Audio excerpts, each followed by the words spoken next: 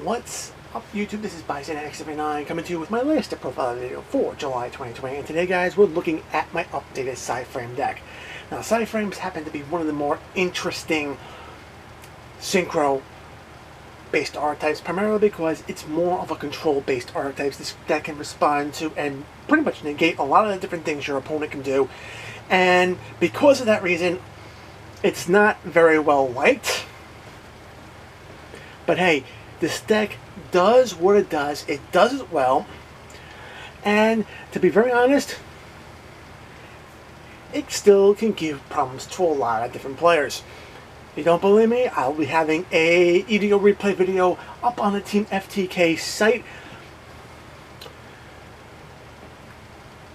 So you guys can go visit the Team FTK site so you can watch that video to see this deck in action and prove for yourself. But without further ado, we're going to jump right into this deck and we're going to talk about the monsters. So first thing we're going to do is we're going to talk about the level 6 monsters, typically the vanillas as well as the effect monster. These guys are your non-tuner monsters, and pretty much you're bringing them out off of the effects of the various tuner monsters that you have in this deck.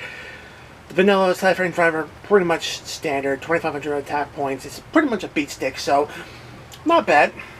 Multi-threader has 2,500 defense, and the real cool thing about this card is that it counts as driver while in the hand or the graveyard, and whenever you special summon a Sideframe gear tuner monsters to your side of the field, you can special summon multi-threaders out of the graveyard onto the field, so you give yourself an additional defensive body on board, as well as another body to potentially link off of to go into other link monsters. But the really cool thing about Multi-Threader is her hand trap effect.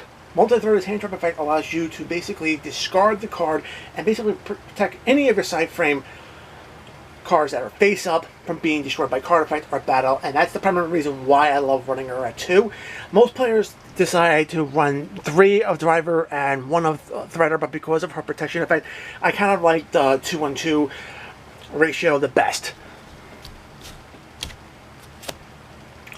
Moving on to the Sideframe gear tuners, we got 3 copies of Sideframe gear Alpha. Alpha is the Sideframe gear that responds to your opponent's summon. It does not negate the summon. I just want to make that clear. All Sideframe gear tuners bring out either driver from the deck, hand, or graveyard, or multi-threader from the hand or graveyard on summon, and then Alpha here can also search out any other Sideframe card you need to your hand, which is very awesome. Gives that deck a little extra consistency. Next up, 3 copies of Sideframe gear Beta. Beta, basically whenever your opponent declares an attack, you can summon this card. You basically end the battle phase and destroy the attacking monster, which is actually very awesome. On top of that, if you have the field spell up, you can pretty much synchro summon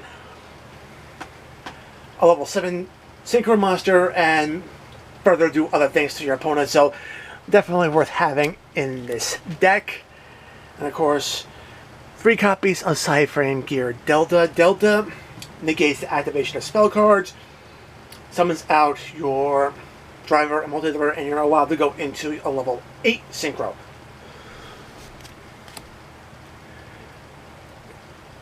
Last but not least for the Sideframe gear tuners, we have 3 copies of Gamma. Gamma responds and negates your opponent's monster effects, which means you have this card in your hand, your opponent's trying to negate one of your monsters, you can actually respond to their monster with Gamma, and as long as you have that field spell up, you're getting a couple of synchro monsters going, which is actually pretty damn awesome.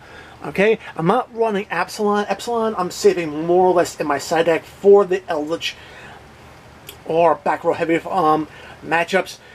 I personally would want to run maybe at least 1 copy of Epsilon in the deck. Unfortunately, really isn't any room. I like keeping this deck around 40 cards, primarily because it just works a lot better at 40. Now, to help get yourself started, whether you're going first or not, you have 2 copies of Cyber's Gadget. Cyber's Gadget basically is the whole Link Devotee combo play. Single card combo play, which will end on you summoning Sideframe Lambda, excuse me, from your extra deck, as well as a Link Kuriboh to help protect it. So that's actually a very awesome combo string play, so very useful. Basically, you link this off for Link Disciple, it summons a token, you do the token into Link Devotee, tribute off the Devotee for Disciple's effect to draw one and place another card back on the bottom of your deck. Devotee's effect activates, gives you 2 more tokens. 1 token becomes a Link Kuriboh, link off the Kuriboh, and Disciple for Lambda, and then you use Kuriboh's effect to tribute off the token to bring it back onto the field. That's pretty much the standard play there. So, and then the last monster in the deck full of hand traps, I'm actually running another hand trap. I'm running Ghost Reaper and Winter Cherries. This is a card that I'm thinking is insanely underrated in the current meta because this card can really rip the shred out of your opponent's extra deck.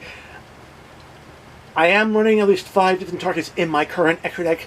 There are plenty more targets than what I have in my extra deck. I'll be covering the targets in my extra deck as well as those other targets in a video this coming Wednesday, so be on the lookout for my updated Winter Cherries target video. But with that being said, she is just so worth it in this deck. Okay. Next up for the spells, we got 2 copies of Cyanide Mining. This helps you get into your Cyber's Gadget. Get that combo string going. 2 copies of Demise of the Land. Demise of the Land allows you to get your field spell from your deck onto the field ASAP whenever your opponent special summons, so that's actually pretty awesome. And next but not least, we have 2 copies of Foolish Burial Goods. Foolish Burial Goods does insane amount of work in this deck, whether it be putting Sideframe Overload or another trap card into the graveyard that can really just hurt your opponent's chances at doing anything to you. So definitely a worthwhile card to have in this deck. For a little extra draw power, 2 copies of Pot of Desires. There are a lot of 3-0s in this deck, and it just works very well in this. If there was a better draw card, I probably would run it over this, but right now this is the best we got, so. We also got 3 copies of Sideframe Circuit. This deck lives and dies by the field spell, so you need to get this card on the field ASAP. That's why we run Demise of the Lands, as well as Metaverse. When this card is face up in the field, you special summon your Sideframe Gear Tuner Monster, as well as either Driver or Multi-Threader. You're going to be able to Synchro Summon immediately after this card effects resolves, which is actually pretty awesome. And one thing a lot of players forget is that this card also turns any Sideframe monster in your hand into a power boost hand trap, which means you can, if you have an extra driver in your hand, you can actually use that to power boost your monster on the field when it's battling. So definitely keep that effect in mind. A lot of players seem to forget that this field spell does that. 3 copies of Psychic Field Zone. If you don't get the field spell up, the Sideframe Geared Tuner Monster as well as the level 6 are going to be banished. This card will put it back into your graveyard and get you that Psychic Synchro Monster. It comes out on defense positions, but don't worry about it. We got a card that helps that monster out a little bit better. So, mention this, talk about the field spell in Metaverse. Again, it gets your field spell out during your opponent's turn, which is just so important. 2 copies of Sideframe Overload. Overload, basically you banish any Sideframe monster on the field or from your hand, and you target one of your opponent's cards and banish that card face down. This card is the primary reason why a lot of players do fear this deck, because it can take their resources off the field and break boards. So, and you can activate it once during your turn, once during your opponent's turn, so it can really mess them up. And last but not least, the card I was alluding to, 3 copies of the Rise to Full Height. Rise at Full Height, what does it do? Well, when you flip it face up and target a monster on your field, it doubles that monster's defense position, which is actually very awesome when you're bringing out monsters with Psychic Field Zone. But the real awesome thing is when this card is in the graveyard, you can banish it, target one of your monsters that are on the field. All of your opponent's monsters must attack that monster. So if you target something like, say, Sideframe Lord Omega or Sideframe Zeta, this is where it gets really awesome. You can actually utilize Omega or Zeta's effect, banish those cards off the field, and then your opponent, since the monster is no longer on the field, they cannot attack. So awesome. And not only that, but if you keep Sideframe Lord Omega on the field during your standby phase, you're going to get this card back into your graveyard so you can reutilize it again. So that's actually a pretty nice little loop there, and it does work insanely well with this deck. Alright, that's the main deck. On to the extra deck, we got 2 copies of Sideframe Lord Lambda. Lambda will allow you to summon your Sideframe gear monsters onto the field when you control other monsters on the field, which is very awesome because that was one of the biggest restrictions that Sideframes had. Before Lambda came out, you could only really utilize one Sideframe gear card at a time unless you utilize the Sideframe gear Lord's effects to banish themselves off the field. Also, speaking of banishing off the field, if any Sideframe monsters are banished off the field during the end phase, Lambda gives you an additional search for any Sideframe card you need to add to your hand. So, very awesome. Okay, you got the Leak Disciple package, Disciple Devotee. Grebo already explained that combo with Cyber's Gadget. For the Synchros, 1 copy of Black Rose Dragon. Synchro summoning this during your opponent's turn and nuking the board is just insane. Not only that, but if you have multi-threader in your hand, you're protecting your face-up field spell and potentially your face-up overload from being destroyed by this card's effect. So it's very useful, and usually if you break their board early enough, they won't be able to keep building it. Okay, we got 2 copies of Sideframe Lord Zeta. Zeta basically, while it's on the field, you can basically target a face-up attack position monster that will special summon, banish itself and that monster off the field, so you can break up your opponent's combo strings using this card, which is awesome. If this card's in the graveyard, you can target it plus another card, add them back into your deck, which is actually very... Actually, the card you target is actually going back to your hand. This card goes back to your extra deck, which is actually still pretty awesome. Sideframe Lord Omega. Omega is just awesome. Banish this card, you're ripping a card out of your opponent's hand and keep away with their resources. Keep this card on the field during the standby phase. You recycle any face-up banish card, or actually any banish card from in your banish zone, back into your graveyard. So again, Overload and Rise to Full Heights do come into play in that regards. Also has the ability to return cards back to the deck while it's in the graveyard with it. So that's actually pretty cool. So not bad.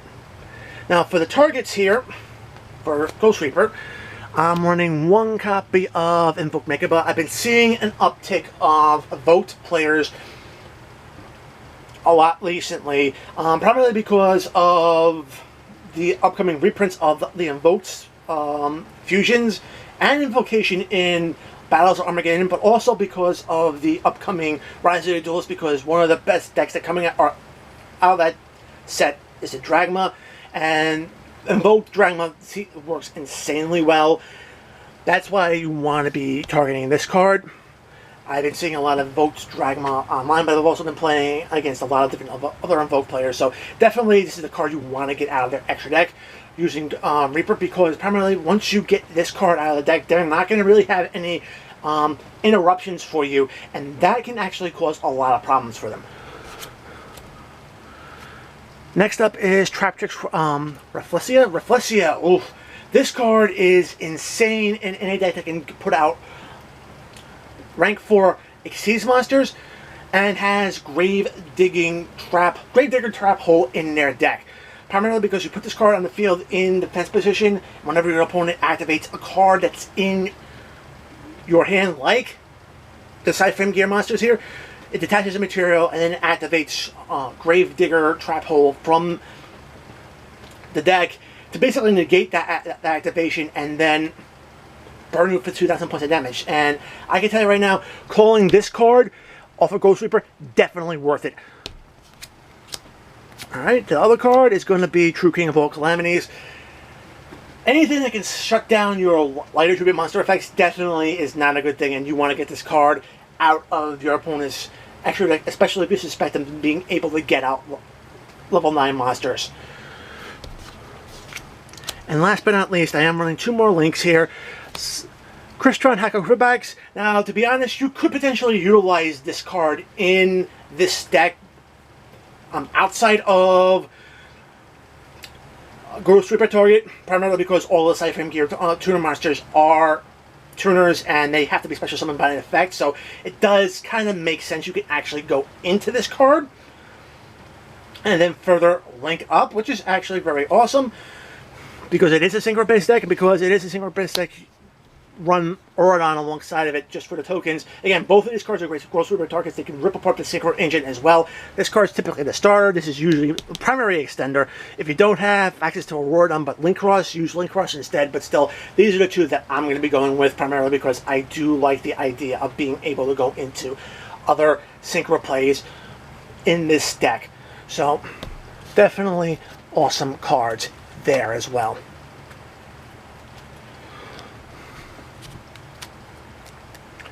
Guys, that is it for my Sideframe deck for the July 2020 format. I hope you guys enjoyed the video. If you did, make sure to give the video a thumbs up. If you want to see more content like this on my channel, make sure to subscribe, enable notifications, especially the YouTube notifications, so you don't miss any uploads.